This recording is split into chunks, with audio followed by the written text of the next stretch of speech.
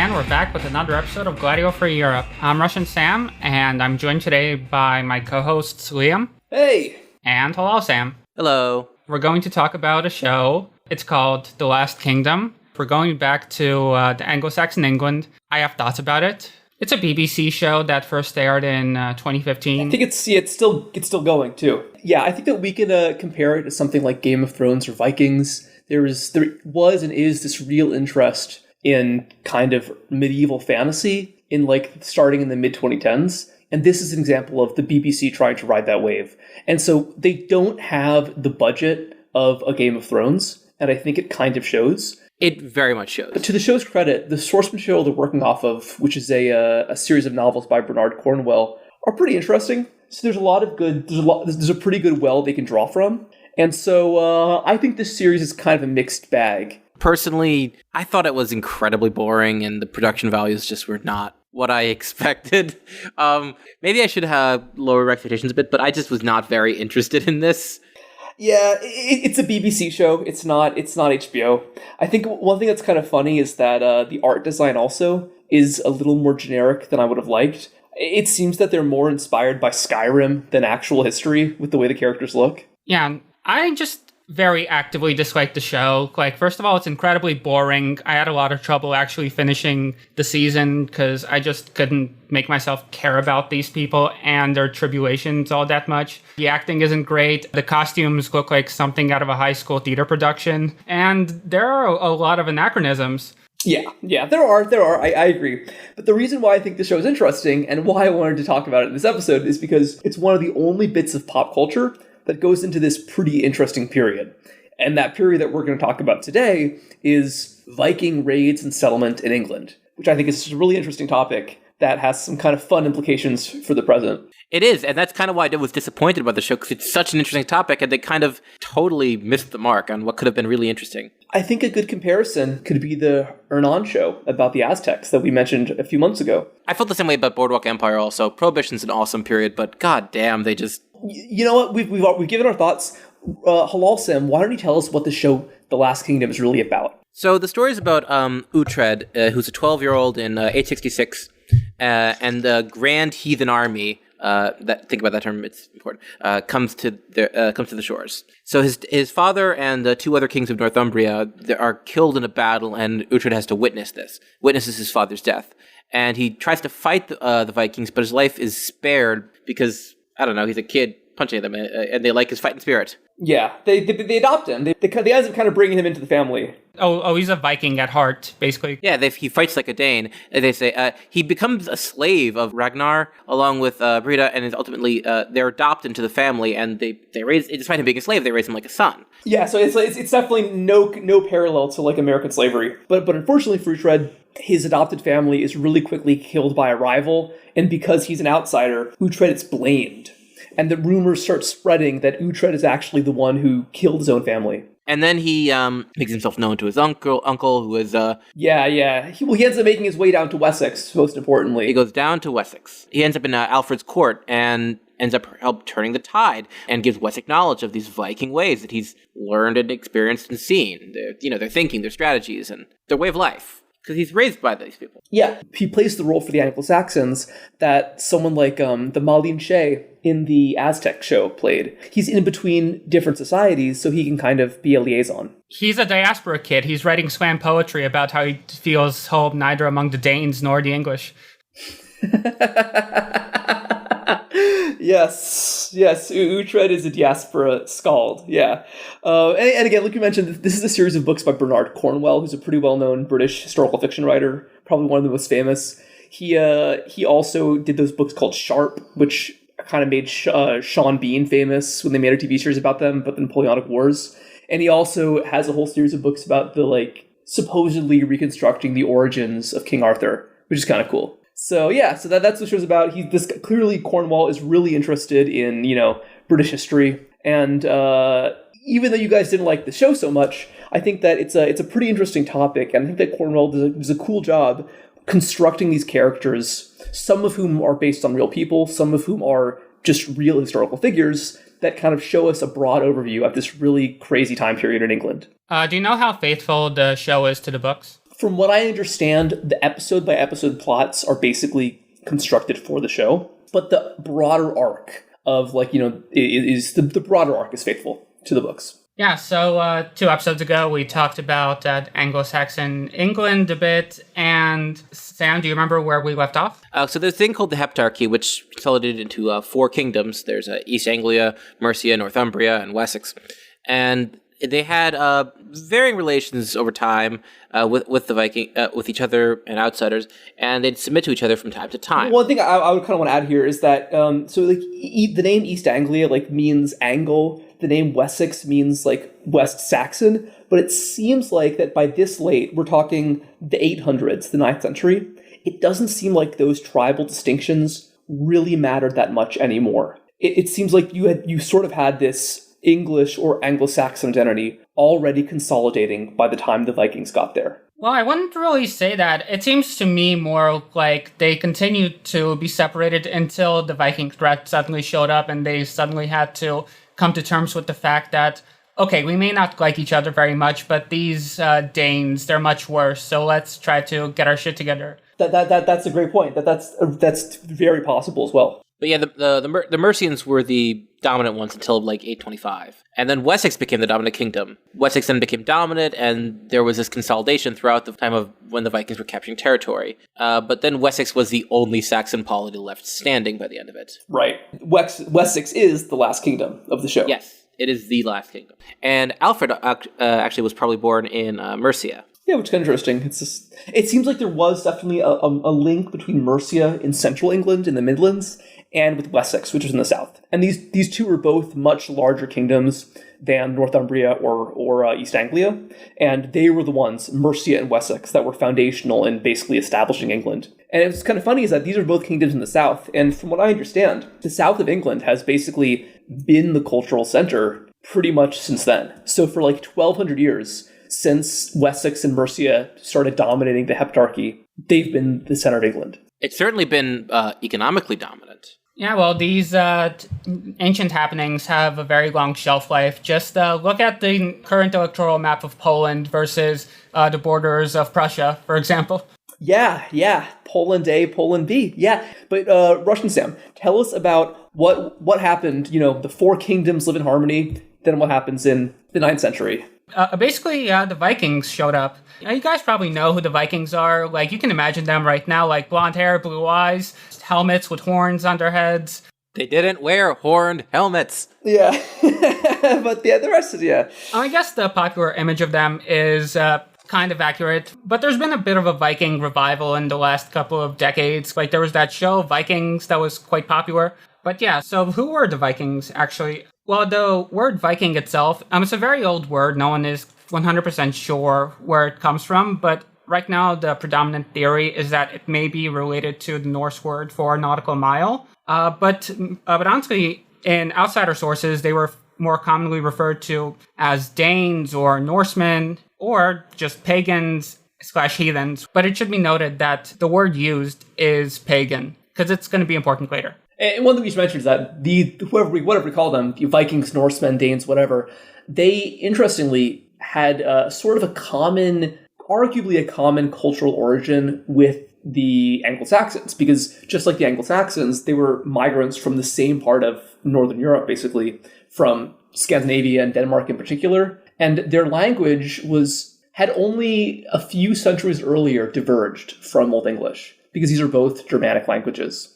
So it seems like to some extent Old Norse and Old English were mutually intelligible. Maybe not completely, but the similarities are really clear. And even in the names, you see a lot of names that that are believed to be parallels. So for instance, the Mercian king Offa, who built a famous wall or a dike to protect against Welsh incursions, his name, which means something like little wolf, is a cognate with Ubba, who's a Viking we're going to talk about in this episode. They both have the same origin, which is kind of cool. One other thing that's kind of interesting is that, Beowulf is probably clearly the most famous work in Old English. But even though it's it's an epic poem written in an Old English court, all of the characters are Scandinavian, and it takes place entirely in Scandinavia, which seems to clearly show the, persisting cultural links with England and the continent. Okay, so the Vikings started venturing abroad in the 8th century for a bunch of different reasons.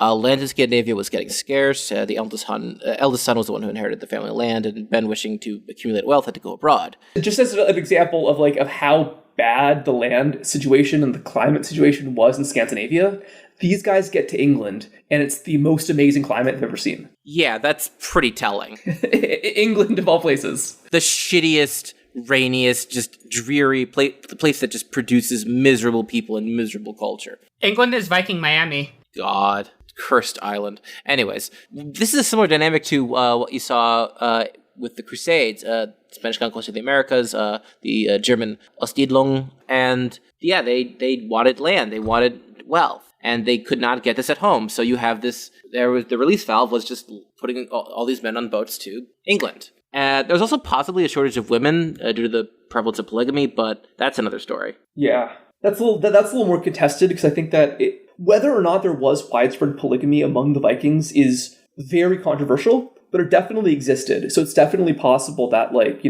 single men wanting wives could have been why these guys brought back so many people, especially women, as slaves. Yeah. They first started raiding the Baltic coast, but later went much farther afield. They eventually began to settle down as well, and in places like northern France, where they became the Normans. Yeah, it's really remarkable with how wide a reach they had. They just settled down in many different places and made their mark felt. So, for example, the Normans, who would go on to invade England and establish their own dynasty in 1066, those guys were related to Vikings who had assimilated into a more French culture. Oh, we should mention it was historically a guy named Rollo, or Rolf was their mythical ancestor. Meanwhile, in what's today Russia and Ukraine, they became kings. They founded the Rurikid dynasty, supposedly because they were invited by the Slavs who just kept fighting each other, and they asked these Norsemen to come and rule over them, which doesn't sound like a very plausible story to me, honestly. It reminds me of the last Anglo-Saxon episode, how Hengist and Horsa were supposedly invited by some Celtic king named Vortigern, and it didn't end up too well for Vortigern. Well, yeah, but it did end up well for the Slavs in this case, because Rurikids, they lasted until the 16th century. Wow, that's wild. So 800 years of this one dynasty. Yeah, and then after that were the Romanovs. Yeah, wow, that's crazy. It's just in the entire history of Russia, basically just two royal houses. Yeah, pretty much. Well, I know that in these days, because that deep kind of Norse influence, I understand that some Russian and Ukrainian nationalists try to insist that actually there were no Varangians, no Vikings at all. There was no Norse influence over the Rus. Yeah, haven't really looked into it very closely. As far as I understand it, it's a minor phenomenon. Well, of course, and the Rus had really deep connections across Eastern Europe, going all the way to the Black Sea and the Mediterranean. Yeah, which, of course, resulted in something called the Varangian Guard in the Byzantine Empire, who were basically mercenaries who got incorporated into the Byzantine army, and they were fighting wars from the Balkans all the way into the Levant. And the fun thing about these guys is that the Vikings in general were a very literate people. They had their runic alphabet. Yeah. Which we should add it's appeared to be really unusual for this period of time, that this amount of literacy in this part of the world was pretty uncommon. Oh, yeah. So we have a lot of fun stuff, like in the Hagia Sophia mosque, formerly church. Formerly museum, and as well. Yeah, they just found a bunch of graffiti from these Varangians writing things like Halfdan was here, Arenbar cut these runes, that kind of stuff. They just really love to let the world know that they were here. They're just like us. Yeah, and another interesting Viking artifact that contains runic writing is the so-called Piraeus lion from Greece, which was actually carved 360 years before the Common Era. So like a classical era, Athenian era lion statue. Yeah, and both sides of it are carved with Viking runes, which are unfortunately very worn by the state. So it's very difficult to get consensus about what exactly it says. But right now it's in Venice. The Venetians just took it back home during one of their wars with the Ottomans. God, they were the original Brits, weren't they? Looting antiquities wherever they found them. Well, one thing you found, Russian Sam, that I thought was incredible was that there was a not so successful Viking incursion into Islamic Spain, and that led to a kind of funny result. So after an assault on Seville, some Vikings clearly decided that, oh, Spain is nice. This is great weather. Let's just settle down here. And they just converted to Islam and became cheesemakers. Awesome. I think, to be honest, I think those guys clearly made the right call, not the ones who settled in England. Oh, God, yeah. Possibly most famous of all, more recently, and most relevant to us in North America, is one other Viking settlement. Yeah, they made it all the way to the Americas around the 11th century. That didn't really come to anything. They seem to not have had great relations with Native Americans, and their settlement was abandoned shortly after that, but it's hard to know if it really was a permanent settlement or just kind of like a trade post, but it's clear that the Vikings, the Norse, whatever you call them, the Vikings were part of this really well-connected world. Much more well-connected than we might expect the early Middle Ages, the so-called Dark Ages to be. And one of the places they ended up settling in England, which we'll come back to a lot in this episode, Jorvik, now it's called York, was this major trade center. Even though it's a city that we today don't associate with that much, international prestige or whatever, it was this really happening place. So here, one book, this was Blood Feud, great title, by Richard Fletcher, mentions that, talking about a single street in York. Whetstones of Norwegian origin for sharpening the cooper's tools, handsome pitchers from Germany for the import of Rhenish wine, necklaces of amber from the Baltic, kernstones of the lava found near Mainz, and there were lots more exotic objects, indicators of more remote contacts. Silk from Constantinople, a cowrie shell from the Red Sea, and even a coin from Samarkand, which had traveled over 3,000 miles before coming to rest in York. And again, this is all on a single street, which really, I think, goes to show that the Norse were part of these really incredible networks of trade. Really, really incredible. And you know what, actually, Russian Sam, do you want to mention two other kind of famous artifacts? So while I was researching this episode, I came across a couple of artifacts that I just fell in love with on first sight. The first one is called the Helgo Buddha. This one's cool as hell. It's a jade Buddha statue. It was carved around the 6th century and is believed to be from the Indian subcontinent around Kashmir. It's in great shape. They just found this some time ago in Sweden.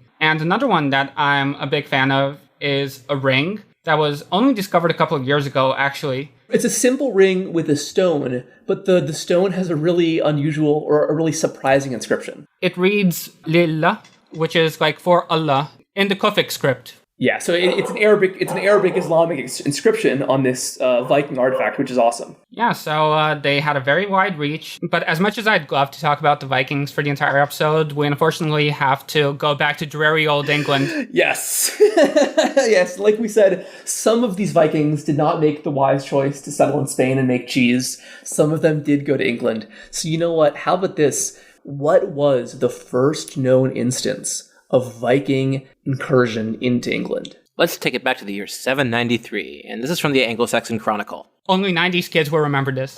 And we should add here, it's a famous name, this is about a monastery called Lindisfarne. And in the year 793, the monks there got a very rude awakening. In this year, dire portents appeared over Northumbria and sorely frightened the people. They consisted of immense whirlwinds and flashes of lightning, and fiery dragons were seen flying in the air. A great famine immediately followed these signs. And a little after that, in the same year, on the 8th of June, the ravages of heathen men miserably destroyed God's church in Lindisfarne with plunder and slaughter. Yeah, so this is how the Vikings got their start. They would just continue to do this for decades, targeting monasteries because, first of all, they were easy targets. They were unguarded. Like, the monks wouldn't have been much of a match against heavily armed Viking warriors. And second of all, they had a lot of very valuable stuff. Like, they didn't care for relics at all. They weren't Christian, but these relics were often housed in, like, these beautiful jeweled golden boxes and whatnot. And if anyone's ever seen, an English or Irish manuscript from this period, the books alone could be priceless, just because the amount of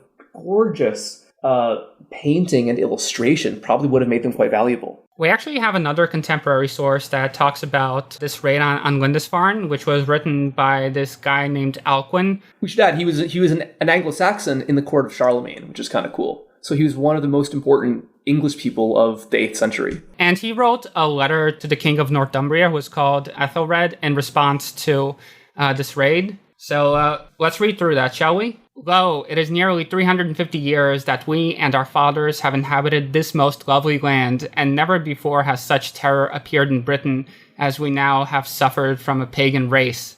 One thing I just want to jump onto here is that even though he uses the word race, this was a religious conflict. It really seems like that, although like they talk about the Danes and they say things like a pagan race, really what mattered was not that these people spoke a different language, but they came from a different place. It was that they were not Christians. And that in this incredibly Christian world of 8th century Britain, the idea of pagan invaders was basically the most horrifying potentiality. It's people who do not share your values at all, coming only, as you can tell, to destroy. And it must have been a pretty apocalyptic feeling. And also, if you are losing against these people, these pagans who do not have God's favor, and you have God's favor, well, that says something about you. Behold, the church of St. Cuthbert, splattered with blood of the priest of God, despoiled of all its ornaments, a place more venerable than all in Britain, is given as prey to pagan peoples. Consider carefully, brothers, and examine diligently, lest perchance this unaccustomed and unheard of evil was merited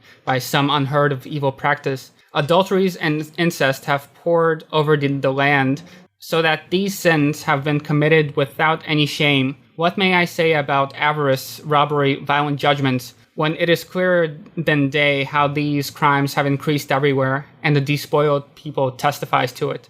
I think this actually gives me a little bit of deja vu to the Gildas passage we read in the last Anglo-Saxon episode. And Gildas was a British monk, in the sub-Roman period before the Anglo-Saxons got there, describing in very similar terms not only how he was being beset upon by pagans, but also that maybe they deserved it for being so sinful. And also it kind of makes me think that there's a little bit of an interesting rhyme here, how in the 4th and 5th and 6th centuries, you have people, Germanic-speaking pagans from the Denmark, Germany area coming to Britain to settle, and then now 350 years later, you've got people from that same part of the world coming again, and they're pagans once more. It's a pretty funny little repetition. Man, your land must be just dog shit if England is fertile soil, and good lord. Yeah, so again, this raid on Lindisfarne happened in 793, and for decades after that, this was basically something that would happen every couple of years. Just a large fleet of Viking ships would show up. You could argue, actually, that raid on Lindisfarne marked the start of something like about 300 years of Norse presence in England. Because basically, until the Norman conquest of 1066, you had constant Scandinavian settlements, raiding, interference, whatever you want to call it, in what is today England. Yeah, and these people would just show up, raid year by year, and this is captured very well in the Anglo-Saxon Chronicle, which was actually a project which seems to have been commissioned by Alfred, which is it's a medieval chronicle. It goes year by year talking about what happened in that year. It's mostly very dry, but there are some very exciting parts to it. Hello, Sam, why don't you take us away? In this year, a great naval force arrived among the West Welsh, and the latter combined with them and proceeded to fight against Egbert, king of the West Saxons. When he heard that, he then went thither with his army, and he fought against them at Hingston Down, and put both the Welsh and Danes to flight. Yeah, I noticed that they're attacking the western shore of Britain, and this is because the Vikings actually got very well entrenched in Ireland. In fact, the city of Dublin, which even today is the capital of Ireland, was founded as a Viking settlement. Yeah. Oh, it's absolutely, yeah. So this decade is particularly an active one for the Vikings. There's an entry for almost every year to the effect of, in this year, they raided and attacked and they plundered and they killed these nobles, or they were killed by these nobles, etc. But there was a change of pace in the year 851 when they suddenly did something they hadn't done before. They started to settle. In this year, Alderman Churl, with a contingent of the men of Devon, fought against the heathen army at Wickenburg, and the English army made great slaughter there, and had the victory. And for the first time, heathen men stayed through the winter on Thanet. And the same year, 350 ships came into the mouth of the Thames, and stormed Canterbury and London, and put to flight Britwulf, king of the Mercians, with his army, and went south across the Thames into Surrey. And King Ethelwulf and his son Ethelbald fought against them at Aclea, with the army of the West Saxons, and there inflicted the greatest slaughter on a heathen army that we ever heard of until the present day, and had their victories there. Yeah, so this is basically what was going on. It seems like the general thrust of the 9th century is that the Vikings are starting to be increasingly bold. They're taking over increasing numbers of Anglo and Saxon kingdoms, like how East Anglia was just in Northumbria both became Viking kingdoms, and then not only are they raiding everywhere, they're starting to settle. So it seems like there's going to be a permanent Norse presence in England, just like there's in Scandinavia. Not to dive too much into like great man models of history, but the really big change that was about to happen, which would sort of disrupt this, what was happening here, is King Alfred, who we'll talk about pretty soon.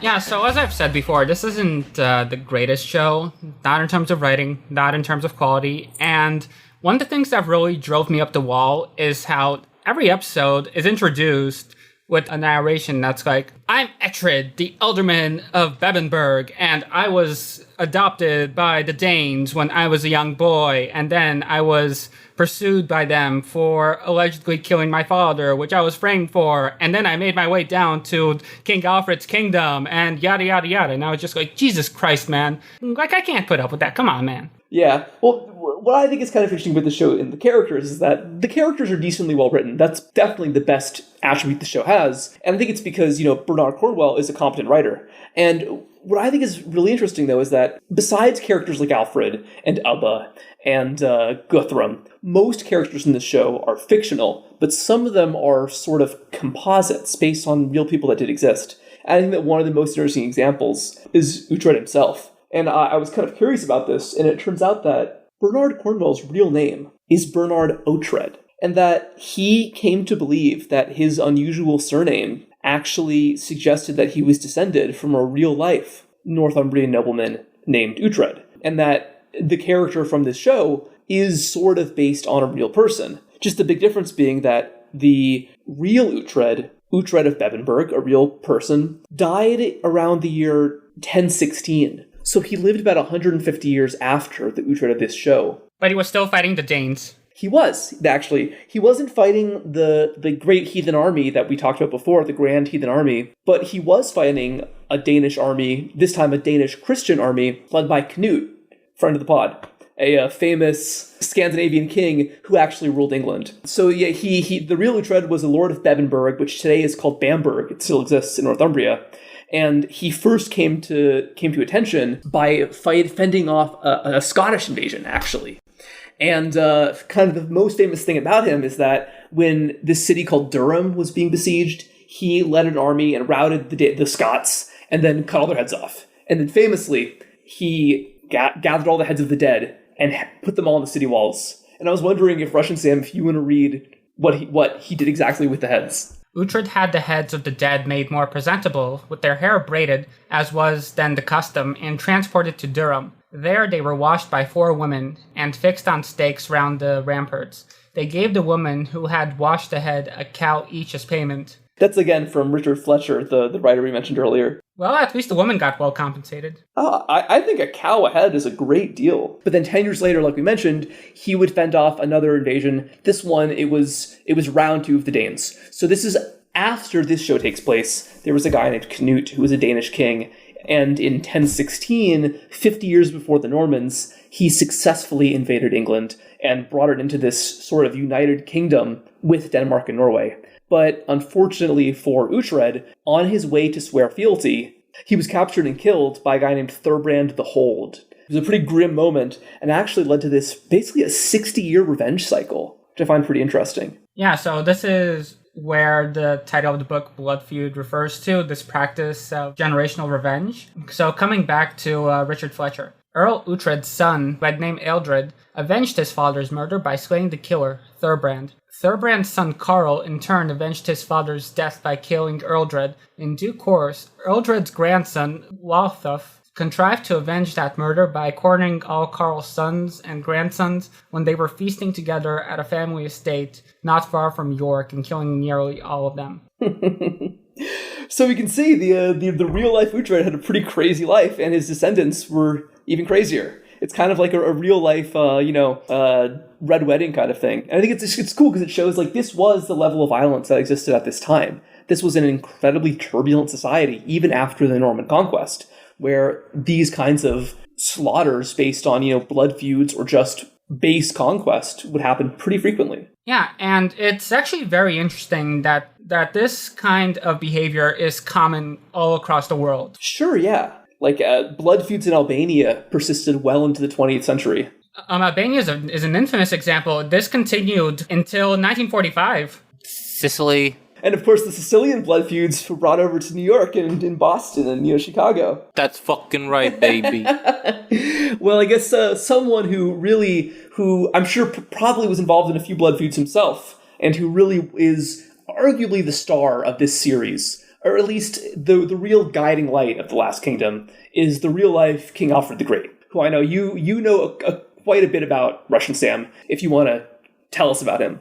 I came away from this admiring Alfred. He really does seem to have been a very competent ruler who got a lot done, although he was mythologized to a very large extent later by the Victorians, which we'll get into. But as for the man himself, what we actually know about him, he was born around the year 848. He was the youngest of 5 sons, and it seemed that it would be very unlikely that he would actually take the throne. Although you do get some weird stuff trying to make it seem like this outcome was predestined in retrospect. So, for example, in the Anglo-Saxon Chronicle, it says that when Alfred was just a little boy, him and his father went to Rome on pilgrimage, and supposedly Pope Leo was supposed to have anointed him as the future king. And the Anglo-Saxon Chronicle reads, 853, and that year, King Ethelwulf sent his son Alfred to Rome. The Lord Leo was then Pope of Rome, and he consecrated him king and stood sponsor to him at confirmation. And I just want to add here, this is crazy, because not only is it unusual for a 4-year-old to be proclaimed like a king while his father is still alive, but also we know from other sources that Alfred didn't immediately succeed his father to the throne of Wessex. He had older brothers who were king before him. He actually was, I believe, the 3rd son of Ethelwulf to become king of Wessex. 5th. Oh my god. Yeah, it's bullshit. It's like this clearly seems to be an example of, scribes, possibly clergymen, writing this a puff piece about the current king to get in his good graces. Well, the thing about this is that we supposedly have a surviving letter, and this letter does seem to show that Alfred had indeed met the Pope, but basically it seems like what actually happened was that the Pope blessed him, not that he anointed him king or whatever. Although it should be noted that not everyone accepts the authenticity of this letter. Forgeries were a huge deal in medieval Europe. They just were constantly forging documents for whatever reason, just to show that they had reason to lay claim to this monastery or another. For a while, didn't the Catholic Church claim to own every island in the world? That's awesome. The donation of Constantine, yeah. But yeah, and so King Alfred really is in many ways the center of this show. What I think is funny is that he's this pretty, famous world historical figure, but just like with the figure of Cortez in the show Hernan, they try to make him more relatable in kind of a modern way. So I think that the big question about the depiction of Alfred in The Last Kingdom is he a sad boy or is he a fuck boy? And which one do you guys think is closer to the truth, to the real Alfred that we know? Well, what do you guys think of the guy they got to portray Alfred in the show? He's very dweeby. He's very English, very reedy. Annoys me. I didn't care about him. I don't care for him. He has creepy vibes. He's just not kingly at all. I expect more charisma from a king. Yeah, he's just constantly moping about the fact that he wants to eat meat because he's taken a vow to only eat gruel or whatever as penance for his sins. I mean, come on, 60 million people eat English food every day. It can't be that bad. Yeah. Well, let's talk about these sins. So what do we know about... So that whole thing, Alfred's sins, which is a big part of the first season of the show, that is based on a part of the Chronicle. Can you guys tell me what exactly Alfred's sin was? He was horny on Maine. Oh, God, yeah. So he had to go to horny jail. The only other major source we have besides the Anglo-Saxon Chronicle is Asser, who is a Welsh monk, and he talks about how exactly King Alfred came to be beset by horniness. While his nuptials were being honorably celebrated in Mercia among innumerable multitudes of both sexes, and after long feasts by night and by day, he was suddenly seized in the presence of all the people by instant and overwhelming pain, unknown to any physician. Many thought that it was occasioned by the favor and fascination of the people who surrounded him, others by some spite of the devil, who was ever jealous of good men, others from an unusual kind of fever, while some others thought it was the ficus, which species of severe disease he had from his childhood. Yeah, I should add that, yeah, ficus or ficus, whatever it's called, that is the medieval name for hemorrhoids. So Asser is speculating that maybe, he just had some booty pimples that were really bad. Well, he wouldn't have been speculating. He was very close to the king. Like, the king would have told him this himself. The king's just complaining about his hemorrhoids like an... There must have been a reason why his name is Aster.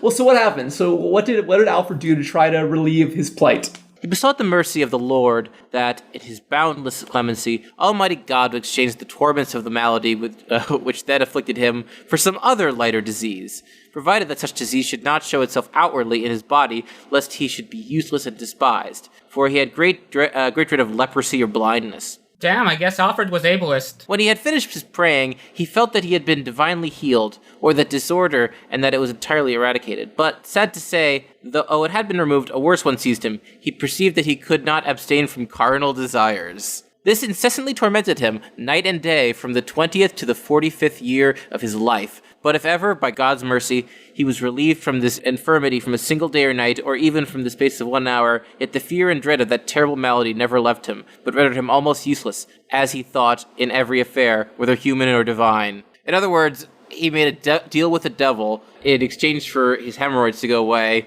He'd have something less bad, and God just said, I'm going to make you horny all the time. I just like the idea that King Alfred, who we assume is this incredibly able king, saw himself as rendered almost useless because he was so damn horny. Yeah, he had JFK disease. That's a good way to put it. JFK claimed that he could not function without, fucking multiple women a day. At least it wasn't children, okay? Unlike the English today. Hopefully not, yeah. God, Jesus. Yeah. So that was a sample from Asser's biography of Alfred, which is the main source that we have for this reign. And this text is actually interesting in and of itself, because, first of all, even though it's very much a hagiographical account of Alfred, almost, it's clearly not entirely flattering. Yeah, in contrast with the Chronicle, I would say. It's very personal. Asser portrays Alfred as both a great figure, but also somebody who, at the end of the day, is a man who has his own foibles, who has to rub the hemorrhoid cream into his anus like the rest of us. And there's been a lot of speculation over the years about what the purpose of this was. Well, it seems likely to me that the reason why this was written in the first place is for a Welsh audience. If you guys picked up on this while you were reading, he's constantly mentioning the names of places as they would have been known in Welsh. In Welsh, right. These Latin names, not English names. One of the hypotheses seems to be that the intention here was to present King Alfred to a Welsh audience to show the kings of Wales that this is a great man and that they should submit to him, that they should join the realm, so to speak. And secondly, it's also not an entirely polished product. This survived until early modern times in a single manuscript, and it seems that this would have been a first draft, so to speak. It ends very suddenly. It has some very weird turns of phrases, and in general, it's just kind of incomplete seeming. Hey, one thing I would add is that the Anglo-Saxon Chronicle was written in English, hence the name. But Astor was writing in Latin, which might speak to the fact that he was looking toward a more international audience, because, Latin was probably more widely spoken in Wales than in England at its time. So there's actually another example of a biography of a secular figure that survives to this day, and this would be Einhard's biography of Charlemagne the Great. Yeah, that's a great example. That would have been a couple generations before King Alfred, but I wonder if it's possible that Astor might have read Einhard's work about Charlemagne, especially because famously Alcuin, who we mentioned earlier, was one of the most famous scholars in Charlemagne's court, and he was himself English. Yeah, there are some suggestions in the text that Astor might have been familiar with Charlemagne's biography. Having read it, how would you say the two compare? I think that Charlemagne is depicted in a much more celebratory way. He's much more lionized than Alfred is. Alfred's flaws are heightened more, which is interesting. But one thing they share is that it explains how both of them were big patrons of learning, which I think that goes to show that if you want to be remembered well in history, you got to pay your scribes well. And they're going to write nice things about you. Yeah, exactly. And speaking of weaknesses, although Asser does show Alfred in his moments of weakness, at the end of the day, it's more often than not a very glowing piece of work. There's no doubt in my mind that the epithet, the Great, is something that Alfred truly learned. Yeah, because in addition to, having this great victory over the Vikings that we're going to talk about, Alfred also appears to have been really fundamental in establishing a lot of the kind of legal traditions that would basically remain in England forever. Yeah, and not just legal traditions. Some of the things that he's remembered for doing is the creation of a more sophisticated administrative state. Although it should be noted that some of the more recent scholarship argued that the administrative state that the Anglo-Saxons had built up by the time of the Norman conquest was actually only really consolidated in the late 10th century. Because there aren't contemporary sources that describe it in very great length. We do know that he had a major book of laws though, which is pretty interesting. Yeah, the so-called Doom Book, which was basically a compendium of laws. Alfred looked over the actually existing laws which had existed in his realm, which was now big, and he basically decided that he would create a reference book for judges and nobles across the kingdom to have a consistent set of laws. Liam, why don't you read Alfred's justification for... And so this is supposedly in the words of Alfred the Great. Then I, King Alfred, gathered them together and ordered to be written many of the ones that our forefathers had observed, those that pleased me, and many of the ones that did not please me. I rejected the advice of the counselors and commanded them to be observed in a different way, for I dared not to presume to set down in writing all or many of my own, since it was unknown to me which laws should please those which came after us. But those which I found either in the days of Ine, my kinsman, or of Offa, king of the Mercians, or of Ethelbert, first among the English people to receive baptism, and which seemed the most just, I collected herein and omitted the rest. Yeah, so that's Alfred for you. But there's also some darker sides to his legacy, which we unfortunately can't really suss out because so much of what we have of Alfred in terms of the running of the state is in such glowing terms. But one fact that I came across, which left me a bit stunned, frankly, is the fact that Alfred is very known for currency reforms that took place during his reign. And what I learned is that this was a massive deal. Like, coins in England went from being made of 20% silver to 90% silver. Which immediately begs the question, where was all that silver coming from? Yeah, and it would seem one of the obvious answers would be perhaps a slave trade, because the Vikings themselves were in need of slaves, but also they set up a trade network for slaves in the Arab world. And these trade networks existed before the Vikings, these slave trade networks, and would be very important. Like, supposedly the name Angle was chosen over the name Saxon because a pope saw Angle slaves for sale in Rome and thought they looked angelic, and compared the Angles to angels. And another slave reference is that we mentioned the Doom Book. There's the more famous Doomsday Book, which was written about 150 years later under the early Norman kings. And according to that book, something like up to 20% of English people, as late as the 1060s, may have been slaves. Holy shit. Do we know what this slavery would have consisted of? That's a really good question. Like we said, it can't be compared to the American slavery that we know. I think that typically slavery in England, certainly slavery in Scandinavia, it probably was a very extreme form of serfdom. It probably would have been inherited from, parent to child, so you could be born a slave. But at the same time, there were, at least in Scandinavia, there were varying degrees of enslavement. So it seems like if you were the son of a slave in Sweden, you would still be considered a slave, but you'd have an easier time becoming free. But your father, who had been the first generation to be enslaved, he would probably be a slave for his whole life. And then, so it seems like it was a little bit more fluid than you saw in other places. But it still, I'm sure, was a very oppressive system for many, many people. Oh yeah, for sure. And speaking of slavery, we actually do get a glimpse of it in the show itself. As we mentioned, Uhtred is first taken as a slave before his family takes a liking to him because he really has a fighting spirit and a sense of justice. So ultimately, he becomes adopted. So he becomes the son of this Earl Ragnar rather than just like a household slave. Yeah, and I think that probably is not uncommon. If you look in the Norse sagas, you find a lot of characters who either are mentioned as former slaves or the children of slaves, or they have non-Scandinavian names, which some historians infer means that they are of foreign origin, which might mean that they are of slave origin, because so many foreigners in Scandinavia were slaves. And this is, I guess, outside Scandinavia proper, but Iceland, just as an example of the modern legacy of this, people in Iceland are genetically very, very closely related to the people of Ireland, even though it was uninhabited before the Vikings got there, which probably means that the Vikings got to this uninhabited island and they couldn't get enough settlers there, so they just brought over a ton of Irish peasants as slaves, and it left a permanent mark on the gene pool of Iceland. Oh, so it's just Boston in the Arctic. Yeah, maybe so.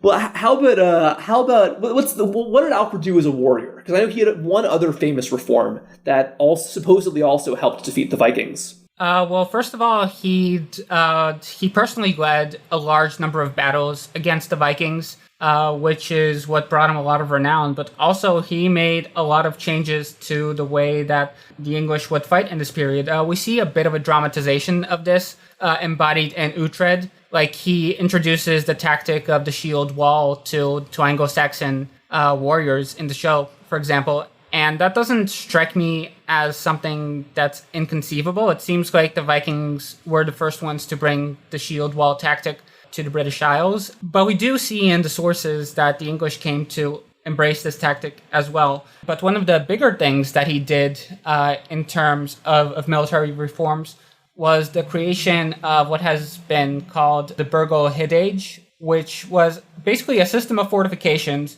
or burgs and defenses which were built across the country, which were approximately 30 kilometers apart from each other. This was also accompanied by a well-maintained road network to make sure that troops would be able to travel from one burg to another, to make sure that reinforcements were sent wherever they were needed in case the Vikings were to attack, because the Vikings did continue to try to make raids into Wessex proper, even after they had made a peace with Alfred. Like, one thing to keep in mind about the Vikings is that these weren't really exactly one people under one polity per se. These were basically warlords at the head of a conglomeration of men of varying sizes. And just because you might have a peace with one of them doesn't mean that the others are going to maintain friendly relations with you.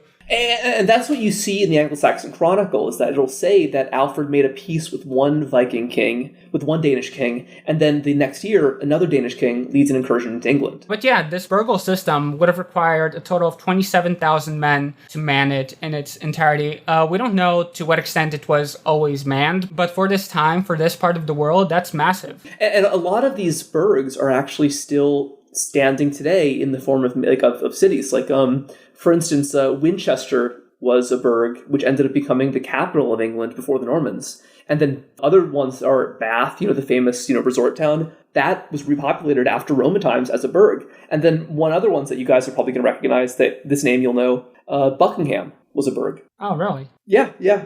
I'm not sure if these were all set up by Alfred himself, but these were all burgs that were established in the Viking era by Anglo-Saxon kings to defend against the Vikings. Yeah, speaking of burgs, another interesting fact that I came across while doing research is that some of the burgs were actually refortified at the beginning of World War II in case the Germans had actually invaded. That makes a lot of sense, honestly. We touched on how Alfred also was something of a scholar. I was wondering if Halal Sam, you want to tell us about that? So Alfred didn't learn to read until age 12, but he was strongly interested in education nonetheless. And we actually see a great demonstration of this in Asser's biography, where one of the first things we learn is that the young Alfred, where the mother of Alfred basically told Alfred and his brothers that whichever one of them could learn the book of poetry by heart first would get it. And so Alfred, being the intellectual of the bunch, took the book to his teacher, who read it out loud to him until he was able to memorize it, and thereby he won the book. So in this way, Asser shows that Alfred was a man of letters from his earliest days. So he lamented England's poor state of learning, and he thought the cause of this was the Viking invasion. Oh, so hold on. So he thought that because England had a bad education system, they were punished by God to be beset with Vikings? Yeah, because if they have a bad education system, education back then meant the Bible and these various theological texts. So if you have a poor knowledge of the faith, then of course God is going to punish you. Of course. It's totally possible that Alfred believed that. I also have to wonder if that's Asser editorializing, Yeah, same. It's, this good pious man. Maybe if they would have treated us monks better, would have given us more teaching jobs, maybe these Vikings wouldn't have come along. So he set up the system of courtly schools and English education and translations. He's personally reputed to have translated a bunch of works from Latin into English, so he definitely spoke fluent Latin. I will say, I'm a little skeptical of that. I think that if you're, spending your entire life battling the Vikings, I don't think you have time to translate a book, but who knows? No, even though Alfred is not a saint, as far as I know, he is treated almost as such because of his profound role in repelling this heathen threat. And we haven't really said this explicitly, but one thing that Alfred is really known for, which we're going to talk about soon, is he's really seen as foundational in paving the way toward a unified English kingdom. And I believe at one point, we mentioned in the last episode, he actually called himself King of England or King of all the Anglo-Saxons, something like that. Yes, King of the English. That was one of them. So we can talk about unifying England in a minute. Before we get onto that, let's talk about who exactly the Vikings were, as represented in this show, The Last Kingdom, and what we know about them. So the main Viking that we see in the show is this guy named Ubba. And Ubba was a bad dude. He ran with a bunch of bad boys. Ubba, I'll just add, he was supposedly a son of Ragnar Lothbrok. And a lot of our listeners are going to know that name because in the show Vikings, who mentioned a couple times, he's the main character.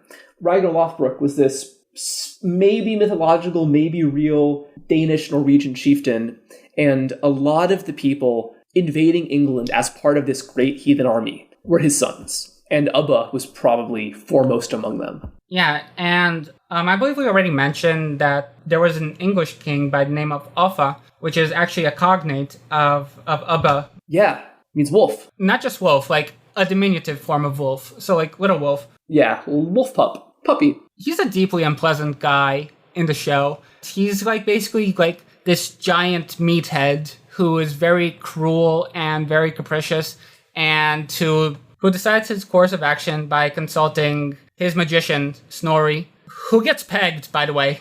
I think what I like about Ubba is that he's kind of awkward, which is a funny trait to give to like a Viking chieftain. Like I remember at one point he gets really self-conscious because someone suggests that he's old. And it's kind of like, that's the thing that I like about this show, is that there are these kind of human moments. Some of the human moments are hard to believe. Like I think that the main character is a little bit too modern in how he acts. But I'm sure that some of these human moments really would have happened in the 9th century. I'm sure there were Viking kings who were very self-conscious, the way that Ubba is. Yeah, Ubba was just a soft boy who was suffering from anxiety disorder.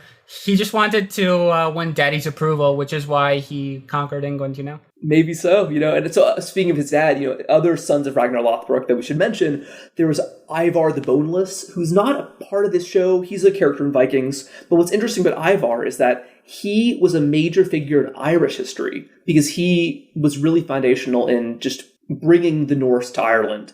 For about half of the first season, Ubba is also in Ireland. And there's a big kind of thing about like, when's Ubba going to return? Are we prepared? He's so scary. And then another important king is Guthrum, who is king of East Anglia. And another one is Halfdan, who was important in settling Danes into Northumbria. But how about this? Can you tell us about Guthrum, Sam? Yes, let's get to Guthrum. So after he lost the Battle of Edington in 878... Which, let me just add right here, that was the fundamental battle between King Alfred and the Vikings. This was this huge event that led to we'll talk about it here.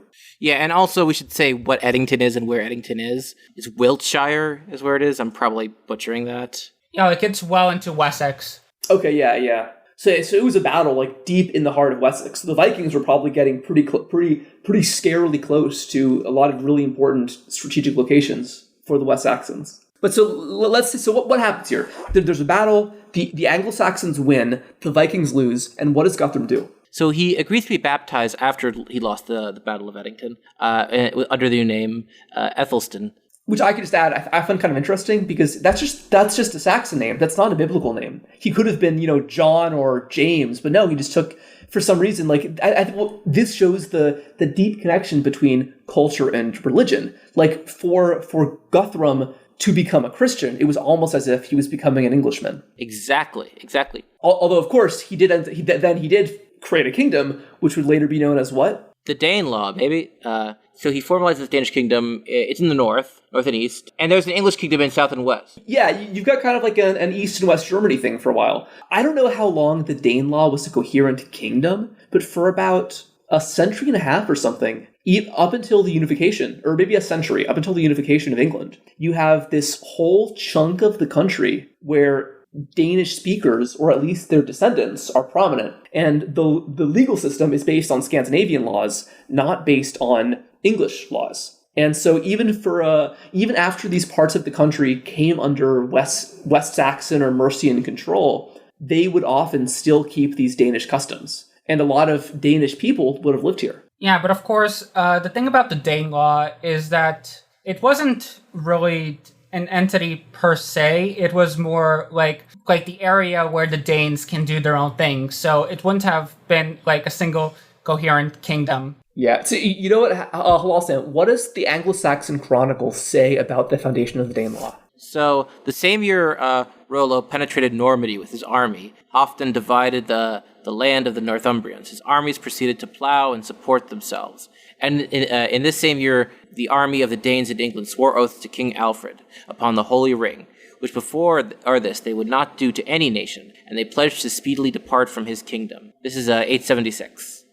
At the time, or at least in the recent memory, it did seem like the Danes had started to settle. This agreement was made, a semi-permanent truce was made between the newly Christianized Danish kingdom, whatever it was, this Danish zone, the Danelaw, and the sort of Mercian Wessex zone under Alfred and his descendants' dominion. So this is actually an interesting question, because in the English national imagination, Alfred is pictured as the one who really unified England. More complicated than that. Yeah, absolutely. Yeah, it's a matter of dispute to what extent this was unification. I'm sure that at the time there probably would have been English noblemen who were horrified at the idea of this kind of settlement with the Danes, because it basically is it's a truce. It's an allowance of the Danes to remain in England, at least for some time, on the condition that they become Christian, which I find quite interesting. Yeah, but I mean, like at a certain point, these two sides had fought each other for many, many battles. They both lost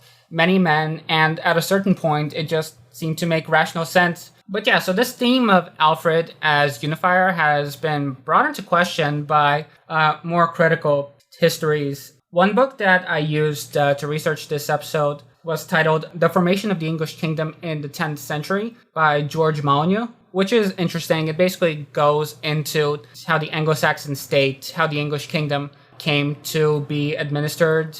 But it also argues that the more salient objection to the concept of unification is that the 11th century kingdom did not encompass all those who were understood by contemporaries to be English. As such, it is inaccurate to describe what happened in the 10th century as, quote-unquote, the unification of the English. Nor is it helpful to think in terms of the unification of the English kingdom, since the kingdom did not previously exist in some fragmented form, waiting to be assembled. The word unification should therefore be eschewed. The idea of eventuality is really common in like mainstream popular British nationalism. The idea that England as a unified single country had to happen. It was inevitable. So same thing Spanish nationalists think about what we call the Reconquista. I know, absolutely. Yes, that's a great comparison. Yeah, and really, had it not been for the impetus of the Viking invasion wreaking havoc on the island and allowing a large chunk of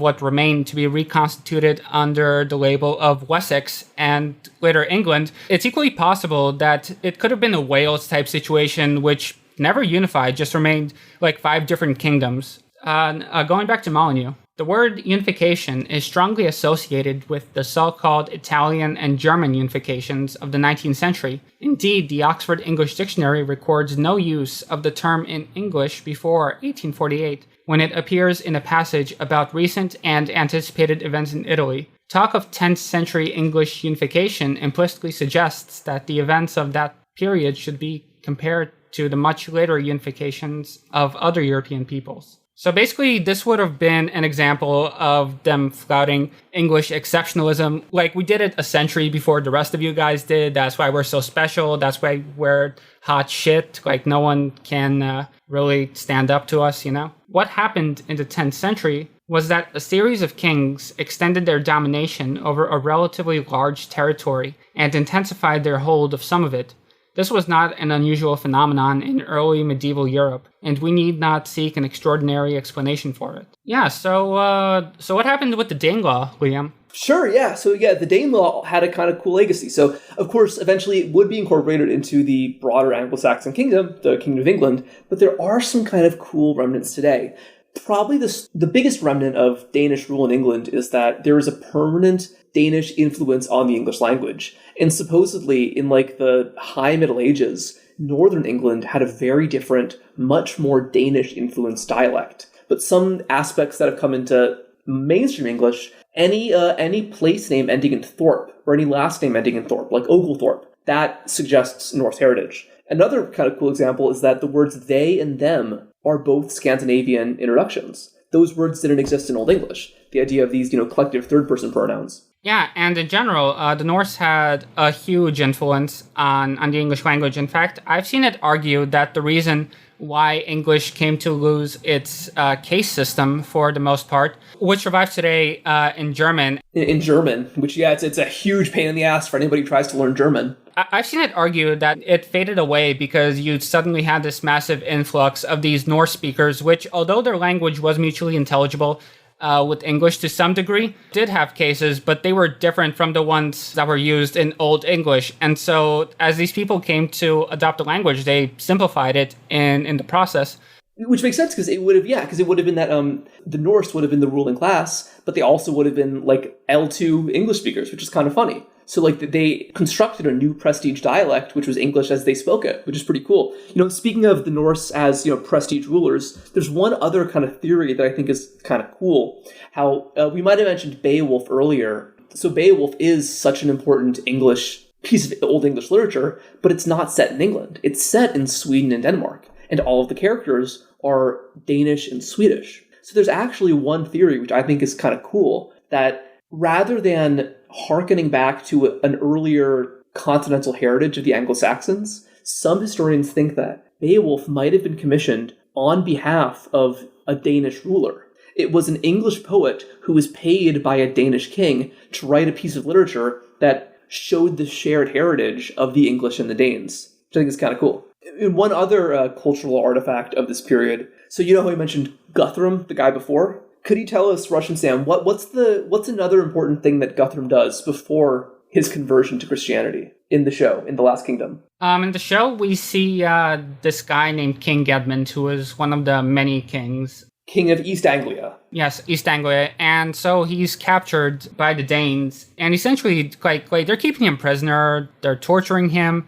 And eventually, he tells them that he's going to submit his kingdom to them if they embrace Christianity. And so they start chatting about Christianity, and he's talking about, oh, well, God is great, he does miracles. And one of the examples of the miracles that he gives is so for example, he protects the saints, and he tells them the story of Saint Sebastian, who, of course, was one of the early Roman martyrs. Yes, one of the early Roman martyrs who was shot full of arrows, but he still survived until I think they clubbed him to death or something. The Roman soldiers, a nasty bunch. Yeah, so in the show itself, the Vikings are like, okay, here's a deal for you. We'll shoot you full of arrows, and if you survive, we'll become Christian.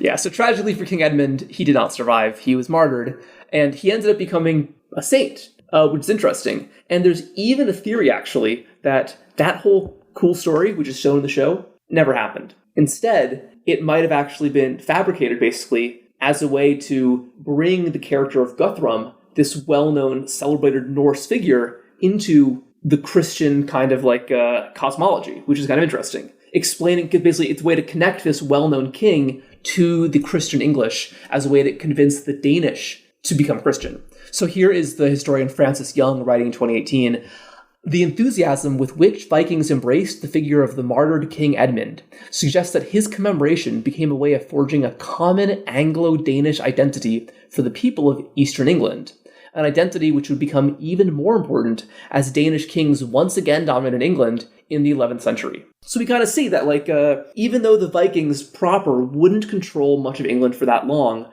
there is this lasting Scandinavian cultural legacy in Britain, which is pretty cool. I know that, like we mentioned in Ireland, there were Norse speakers for a really long time. In Scotland, Norse speakers developed their own dialect called Norn, which I believe would persist until the 16th century or something. Especially in those outlying islands, I think, right? Yeah. And I guess some of those islands, like the Faroes, they still speak Norse today, which is pretty cool. So even though, and then of course, Canute would come again, and Britain basically would remain in the Nordic orbit for a long time. And that's pretty cool. So that's kind of the legacy here. Now, what about King Alfred? What is his role, just to wrap this episode up? How does King Alfred remain in the popular imagination? So we've seen, sad boy Alfred, fuckboy Alfred from this TV show, but how do you think most people today who are familiar with King Alfred think about him? Well, perhaps the most famous tale of Alfred is the story of the burnt breads. which is an interesting one. It's not a contemporary story, although it was written down sometime in the late 11th or early 12th century, so it's not a modern invention either. But it appears in this book called The Life of Saint Neot, which was hagiographies of saints. And in this book, we see a humorous incident that happened to Alfred recounted, where Alfred had lost a battle, and him being a sad boy and all, decided to just run away from the world, disguise himself, and he decided to just hang out for a while with a regular herder. Noticing the cottage of a certain unknown swineherd, he directed his path toward it and sought there a peaceful retreat. He was given refuge, and he stayed there for a number of days, impoverished, subdued, and content with the bare necessities. One day, the king remained alone at home with the swineherd's wife. The wife had entrusted some kneaded flour to the oven. When she sought the bread from the oven, she saw it burning from the other side of the room. She immediately grew angry and said to the king, unknown to her as such, "Look here, man, you hesitate to turn the loaves which you see to be burning, yet you're quite happy to eat them when they come warm from the oven." But the king, reproached by these disparaging insults, ascribed them to the divine lot. Somewhat shaken and submitting to the woman's scolding, he not only turned the bread, but even attended to it as she brought out the loaves when they were ready. Well, I think it's just kind of a cute story, because it shows that in this, incredibly parochial early medieval context, it doesn't matter that Alfred is the king. He's just some asshole who didn't take the bread out of the oven. What's wrong with you? Yeah, there are a ton of fun Alfred stories. For example, another popular one is that he dressed up as a musician and he walked into the Viking camp so he can spy on them. Who knows? Maybe this happened. I know one thing that you found that I thought was kind of funny, a good example of the popular imagination, was this Charles Dickens text, A Child's History of England. King Alfred never rested from his labors to improve his people. He had studied Latin to translate Latin books into the English-Saxon tongue. He made just laws that they might live more happily and freely. It was a common thing to say that under the great King Alfred, the garlands of golden chains and jewels might have hung across the streets, and no man would have touched one. He founded schools. He patiently heard causes himself in his court of justice. The great desires of his heart were to do right to all his subjects. Under the great Alfred, all the best points of the English-Saxon character were first encouraged, and in him first shown. It has been the greatest character among the nations of the earth. Wherever the descendants of the Saxon race have gone, have sailed, or otherwise made their way, even to the remotest regions of the world, they have been patient, persevering, never to be broken in spirit, never to be turned aside from the enterprises on which they have resolved.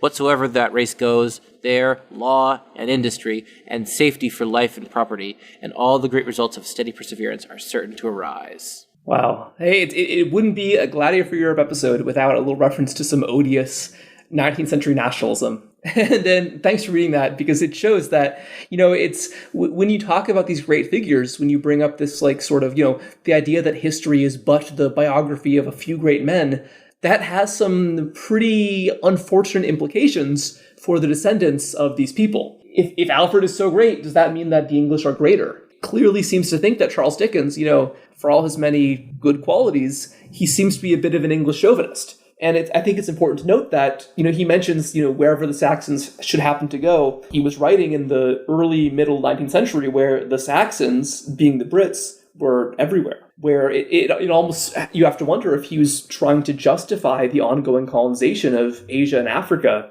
by the virtues of King Alfred 1,000 years before. Yeah, and of course, let's note that this is a children's history of England. This was intended to be read by children. He was inculcating in English children this idea that we are a nation whose duty it is to extend our rule across the world so that there may be justice. Each of us is a little King Alfred who is going to create the kingdom of heaven on earth. A civilizing mission. It's another our ancestors, the Gauls, all over again. And I think that's a good way to show that when medieval history tends to recur in the modern imagination, more often than not, it's tragically in this kind of nationalist context. Because this is that is the context where it's most important to bring up these like legitimizing forces of history. Yeah, and the Victorians took this in a very interesting direction because they ascribed a lot of stuff to Alfred. Like, for example, it was often said that Alfred was the first one to create the Navy, that since he was an economic reformer, the system that he set up is implied to have been sort of a laissez-faire trade system. Oh, yeah. God, and of course, there is this. We touched on this before, but there just is this really unfortunate, connection between the Anglo-Saxons and racialism and reaction. Like you mentioned, that the idea that King Alfred had anything to do with a laissez-faire economy. I believe that until pretty recently, maybe to the present, the phrase the Anglo-Saxon system or the Anglo-Saxon model was used to describe the sort of laissez-faire system that was supposedly natural to Britain and the USA. Sam, can you tell us about who G.K. Chesterton was and why he's become popular with right-wing nerds today? Well, G.K. Chesterton was a very popular writer at the turn of the 20th century and also an adult convert to Catholicism, which explains a lot about his writing. Oh yeah, it happens a lot these days. And basically, I follow some right-wing people on Twitter just to get a sense of what they're talking about. And recently, I've been seeing more and more of them reference Chesterton, who, aside from being a poet and a novelist, also wrote some not great stuff, honestly. But he's also quite famous for his poem called The Ballad of the White Horse, which is perhaps the last English language epic poem. It's quite long. It's like 200 pages, and it's all about Alfred. It sucks ass. To be blunt, it's half of this is about the good virtues of these good Christian men and the heathen Danes. Although one thing that's really interesting about it is how Chesterton makes Scandinavian and Nordic looks to be sinister. Like he describes them as he only heard the heathen men whose eyes are blue and bleak. Our towns were shaken of tall kings with scarlet beards like blood. The world turned empty where they trod, and they took the kindly cross of God and cut it up for wood. The men of the East may spell the stars, and times and triumphs mark, but the men signed of the cross of Christ go gaily in the dark. The men of the East may search the scrolls for fates and fame, but the men that drink the blood of God go singing to their shame. I think this is interesting, because the fact that even though Vikings and Scandinavians, Germanic peoples, are often celebrated by white supremacists, Chesterton, who was at the very least adjacent to white supremacists, he doesn't see them that way. Instead, he calls them Easterners. And I find that really telling. It's like how the Germans were called the Huns in World War I. The fact that, the geographic western position of Britain is seen as the mark of civilization, not the supposed shared racial heritage between them and the Norse. And I find that's interesting. It's like it's like how there's that Chinese novel Journey to the West that's about a journey to India. The West is India in that perspective. This reminds me of that passage from Benjamin Franklin where he talks about the swarthy races such as the Swedes and the Russians. How the English are the only real civilized white people or whatever in his mind. Yeah, the Angles and the Saxons and the Vikings have been a very winding road from the 9th century to now in our popular imagination. And I think it's fun to see how they recur in pop culture. It's a shame that the Last Kingdom isn't a better depiction of this time period, because it really was such a wild and foundational time period in creating England and Britain as we know it. But I don't think the show is totally without its merits. I think it's kind of fun. There's some bad moments, there's some good moments, but it definitely gives you a lot to think about when thinking about this interesting time period. I would like to see more media about this, better media, but certainly more, because it is, like Liam said, a really interesting and pivotal time. Yeah. But I should say that I lost all sympathy for the show with the second half of the last episode, where Uhtred just turns into fucking Superman because when the Vikings shows him the head of his lover, and he just jumps over the Viking shield wall and starts slaughtering them. Yeah, that's the problem. Oh yeah, well at the end of the day, a cheesy show about Vikings, even if it's about real English history and Norse history, is still a cheesy show about Vikings. But hey, that's why people love them. We love it, folks, don't we? We love it. This was another episode of Gladiator for Europe. Thank you guys all for joining me. Thank you so much, Russian Sam, for compiling all this information. And yeah, we are signing off. See you around.